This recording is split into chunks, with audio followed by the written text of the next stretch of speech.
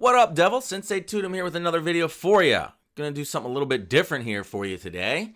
It's gonna be an analysis, Elliott Wave analysis of the Nasdaq Composite Index and the and a little bit of the SPX, but I've talked about that in the past. Just more of a macro look. One of the members requested this, and that's one of the perks of being a member is get old Toot to make a video just for you, and share it with the world.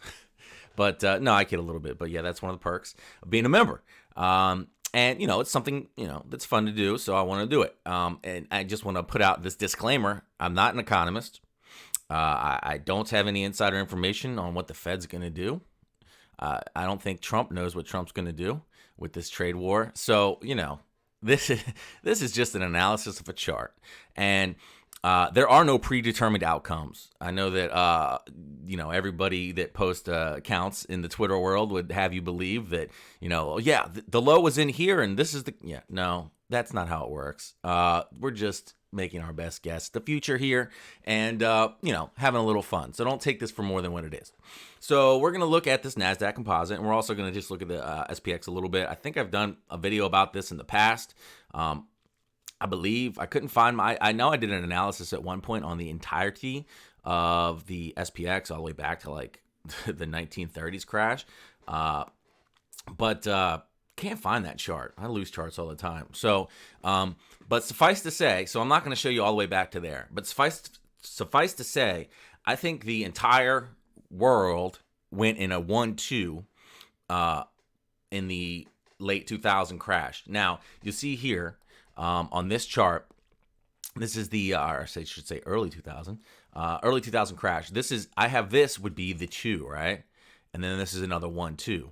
Little bit different on the SPX. And this, these things are running together similarly, but they're not exactly the same. Let's look at that. So, see here, we actually created a new low, right? And called this a B. So, and this is logarithmic scale again. You take this out of log. Looks a little different.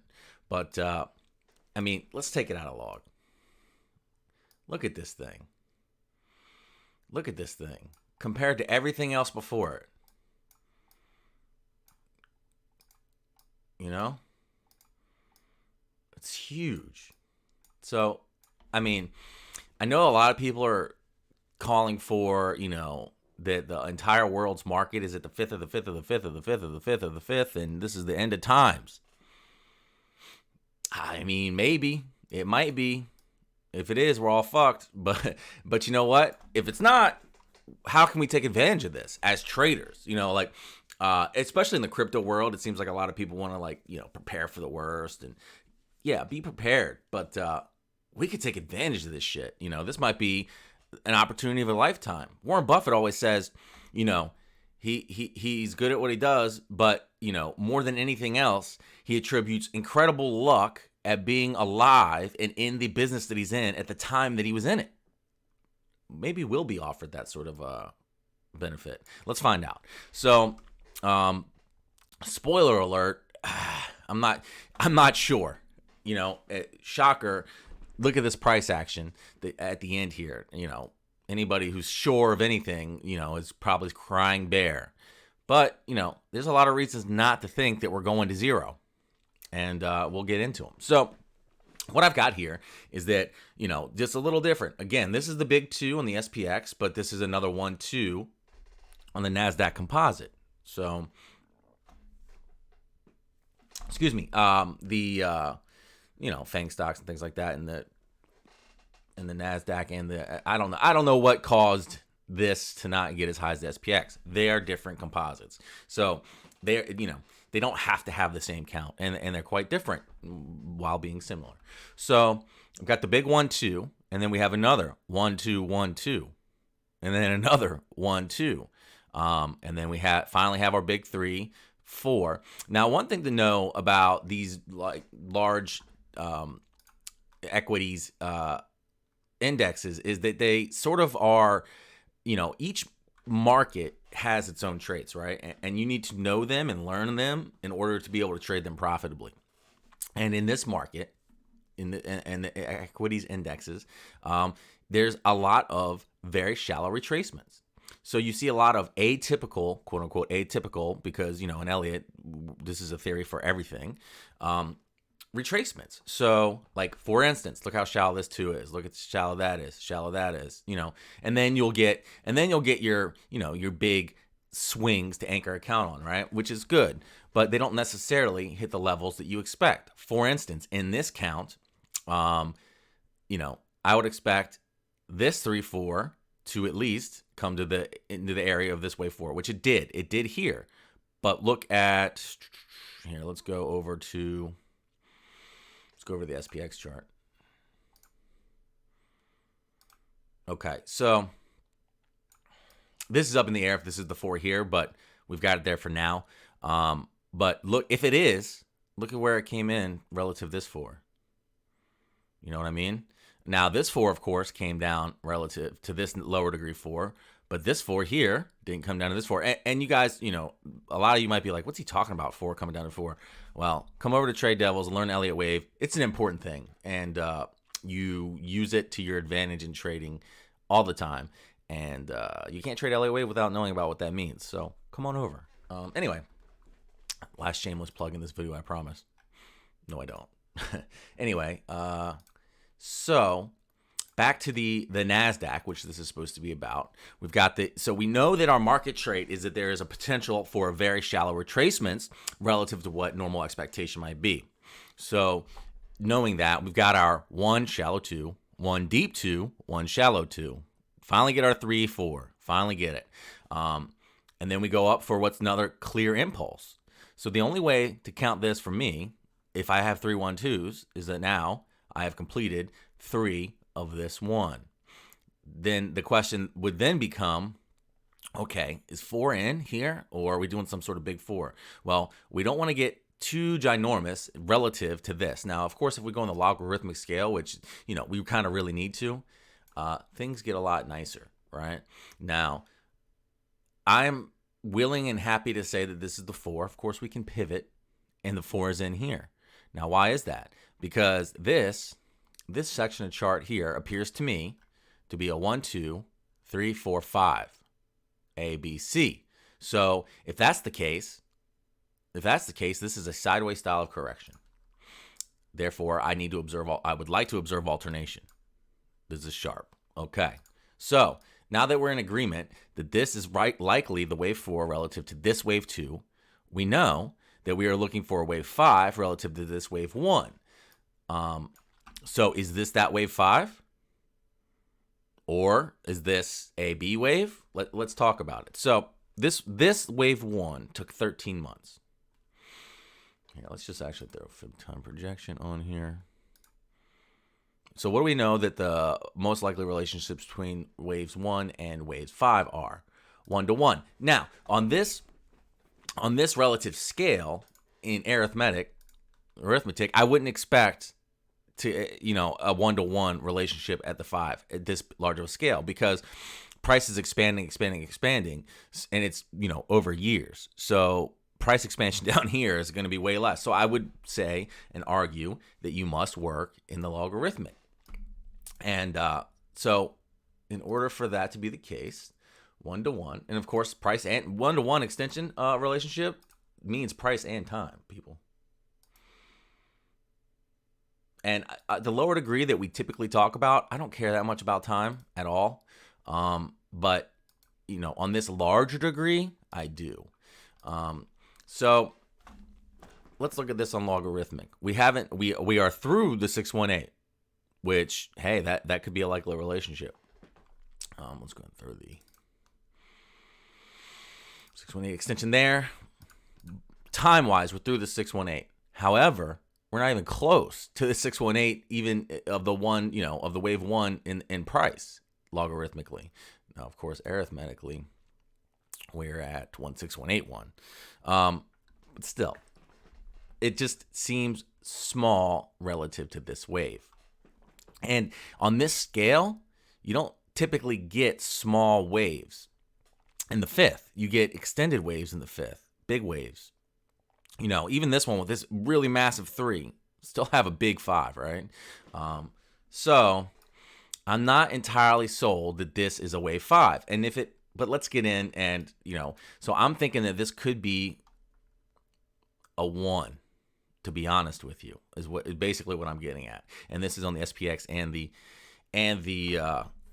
Nasdaq here. So let's get in on it. Here we'll go down. We'll leave it on 3-day because this is a macro look. So I don't think the end of times is coming.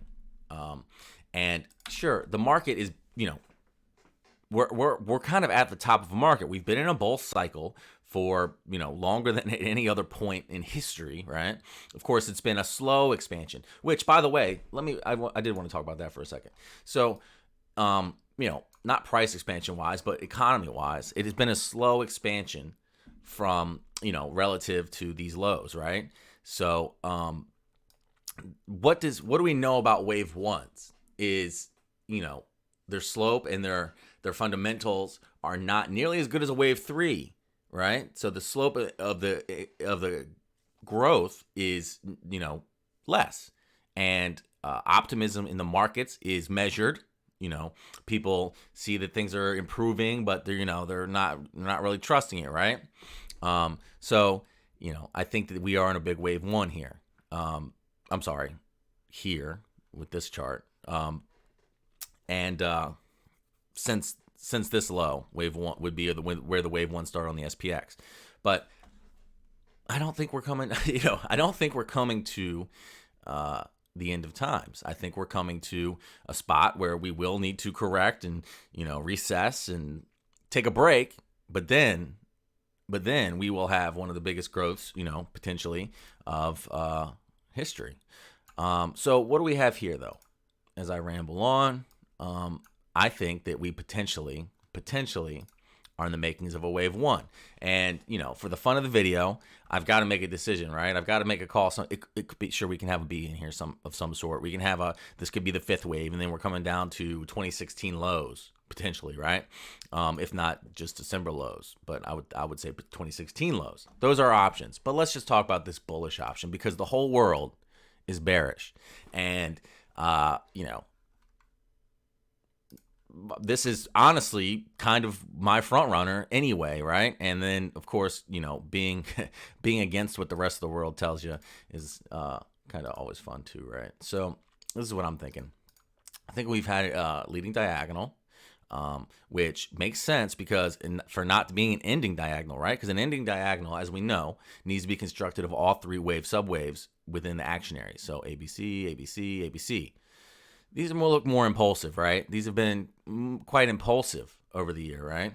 So to me, we have an impulsive subway, constructed leading diagonal with a truncation. And so let's look at this. And, the momentum oscillator is a very big support for that. We are on the 3-day chart here.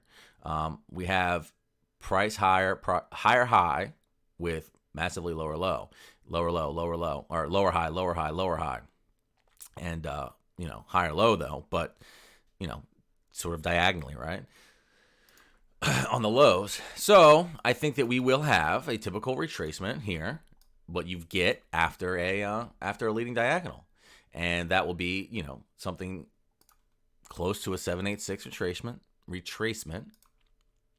Let's go ahead and get out a log for this. Not that it doesn't seem to matter much. We've got 6696, 6696. So it does not matter at all because the scale, 6700. All right, so a little bit off. Again, you should always check both, in my opinion, when you're doing Elliott Wave analysis. So I'm thinking 1, 2. We should have a sharp correction there. And when, the Peter Schiffs of the world and the Mike Maloney's of the world are screaming from the rooftops how they were right, well, the market will prove them wrong. So that's just where I'm at. I think that we have a leading diagonal. We'll come down in 5, up in 3, down in 5. Should be a sharp style of correction. And then we'll come up for a nice big 3 wave. What happens down here? Does Trump get elected? I don't know if we're going to have that long. I mean, does he make a trade deal? Do we get some positive economic news out of Europe, or, who knows? Who knows what happens? I don't make those sort of predictions. I just read charts. I'm a simple fella. So that's what I think. I think I'm going to go with what I would say is, I think, probably an unpopular opinion, but to me, just slightly has the lead in Elliott Wave as far as what the large market will do. So let's just pop over to SPX right quick. And we've got same. Truncation, ending diagonal. Remember, or leading diagonal. So remember about truncations is that you would expect to quickly retrace the length of the truncation. So we're almost done doing that now. Might finish doing that today. Maybe finish early next week. Who knows? But you would want a swift retracement to at least the length of this ending diagonal. And then, of course, you might have a bit of a rally there. Finish your wave one. And then you would still want a swift, sharp retracement of the whole leading diagonal. And sometimes with leading diagonals, what you get is a shallow retracement after them. This could very well be the case for that as well. I'm thinking probably not, just because of the truncation at the top. So we should still get a relatively deep retracement, but as my members know, we talk about how sometimes leading diagonals have very shallow retracements when that is not typically respected or expected in an Elliott count. But yeah, same thing on the SPX, leading diagonal, wave 2, wave 3 coming. Big opportunities, even in the near-term future, potentially. Now, this is, I would say, my primary, but the other options are staring you right in the face. So take it for what it is. All right, guys. Thanks for listening to me ramble. Toot out.